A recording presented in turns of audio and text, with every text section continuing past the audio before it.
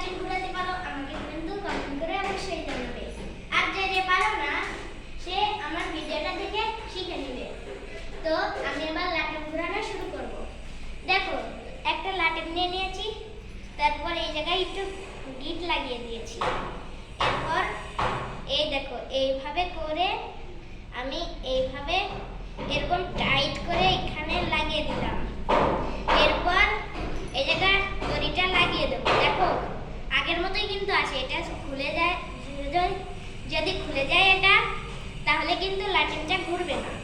তো আমি এটা কিন্তু টাইট করে বসেছি, এই জন্য খুলে নাই। দেখো এর কিন্তু এইরকম প্যাচ রেলে যদি দড়ি প্যাচ খায় তাহলে কিন্তু এইভাবে ঘুরবে না, ঠিক আছে?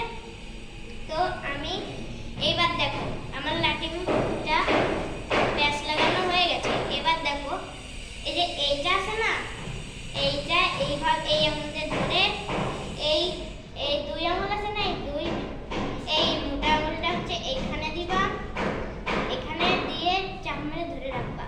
আর যদি এই লোহা যদি একটু চিকন হয় মাথার দিক থেকে তাহলে চাপ মেরে না ধরলেও হলো।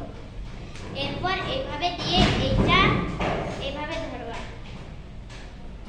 তো এবার আমি লাঠিম ঘুরিয়ে দেখাচ্ছি।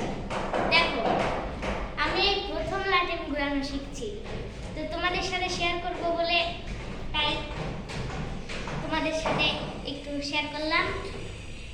এবার দেখো আমি লাঠিমটা ঘোরাচ্ছি। ও দেখো প্রথমবারেই ঘুরে গেছে। এবার আমি হাতে উঠাবো। দেখো